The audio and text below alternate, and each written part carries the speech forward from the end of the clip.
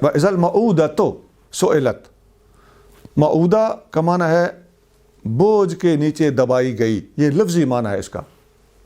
تو یہاں مراد ہے زندہ دفن کی گئی، مٹی کے بوجھ کے نیچے دبی تو وہ خود بخود زندہ دفن ہوئی تو مر گئی۔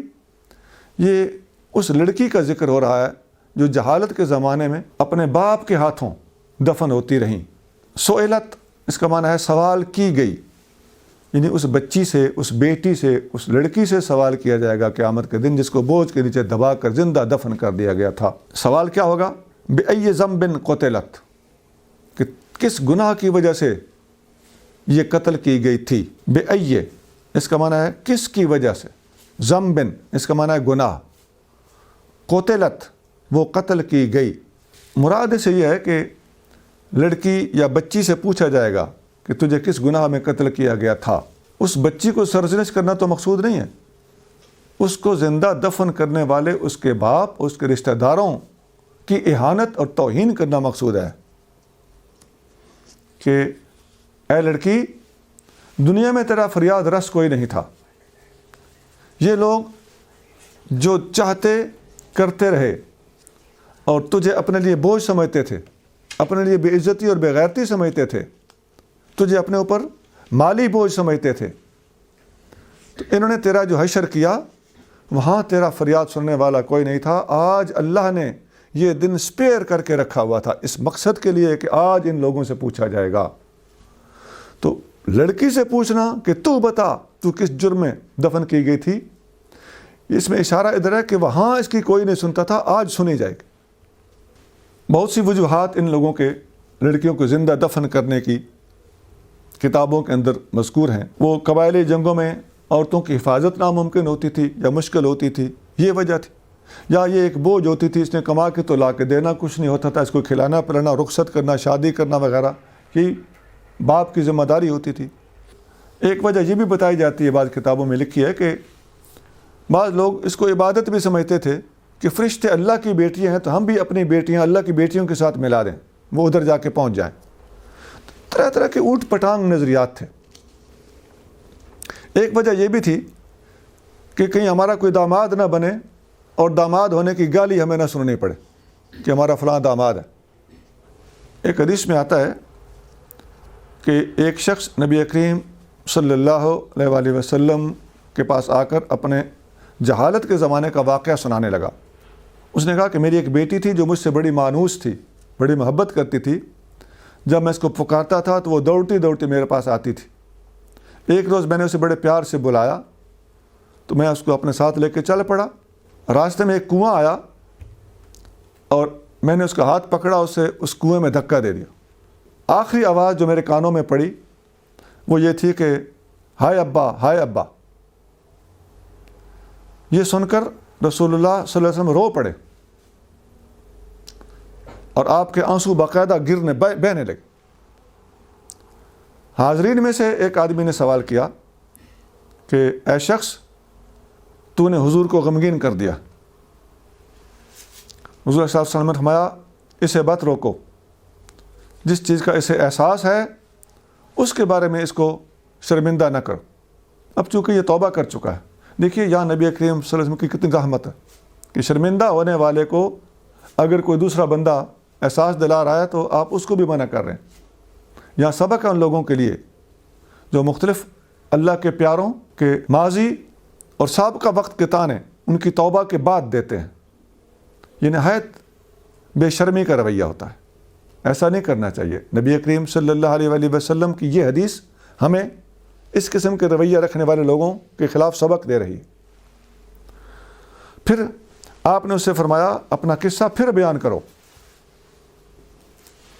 اس نے دوبارہ اسے بیان کیا اور آپ اسے سن کر اس قدر روئے کہ آپ کی ریش مبارک آنسوؤں سے تر ہو گئی۔ اس کے بعد آپ صلی اللہ علیہ وسلم نے فرمایا کہ جہالت میں جو کچھ ہو گیا اللہ تجھے معاف کرے، اور اللہ نے وہ تمہیں مسلمان ہو جانے کی وجہ سے معاف کر دیا، اب نئی زندگی کا آغاز کرو۔ یہ حدیث سنن دارمی میں حدیث نمبر 2 ہے، بالکل سٹارٹ میں پہلے پیج پر موجود ہے۔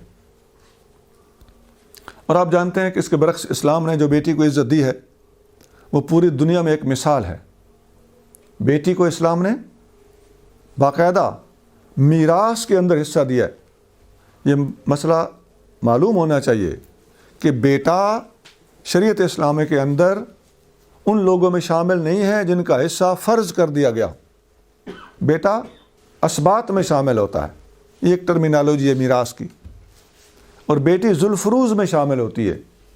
اس کا حصہ باقاعدہ قرآن کے اندر مینشنڈ ہے، بیٹے کا حصہ باقاعدہ طور پر ڈیسائیڈڈ اور مینشنڈ نہیں ہے۔ بڑی عزت دی اللہ تعالیٰ نے، اللہ کے محبوب صلی اللہ علیہ وآلہ وسلم نے بیٹی کو۔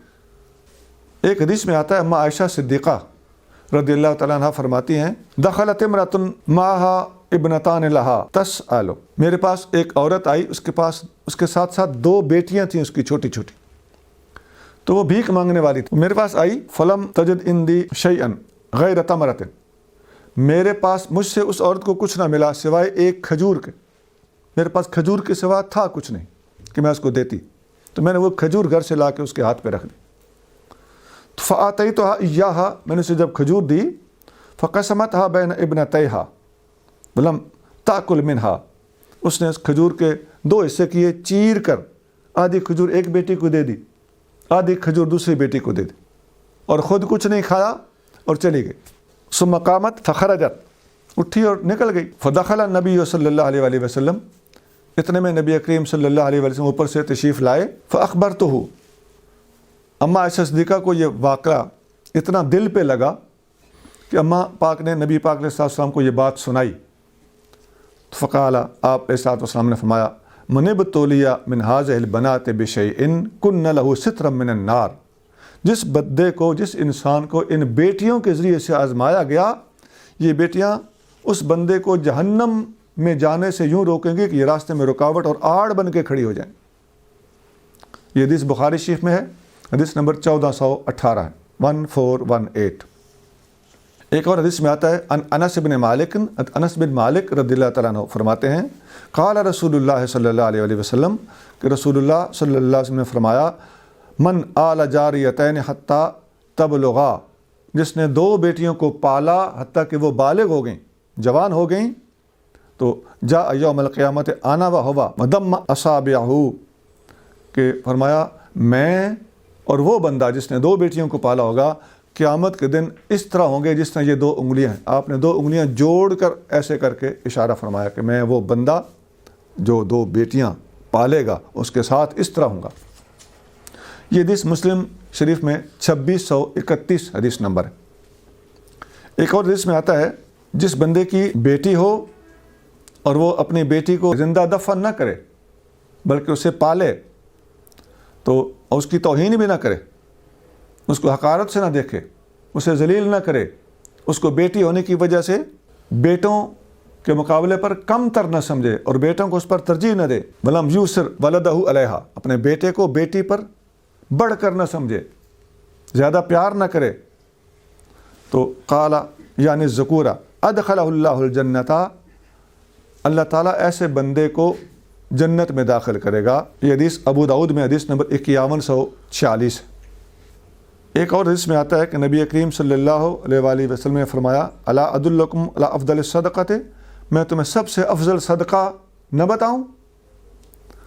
فرمایا، ابنتک مردودۃ الیک، تیری وہ بیٹی جو تو نے بیاہ کر دی تھی اور اس کا گھر نہ بس سکا اور وہ واپس تیرے پاس آنے پر مجبور ہو گئی، ایسی بیٹی کی پرورش کرنا، اس کا ہاتھ بٹانا، اس پر رحم کرنا، یہ دنیا کا سب سے بڑا صدقہ ہے۔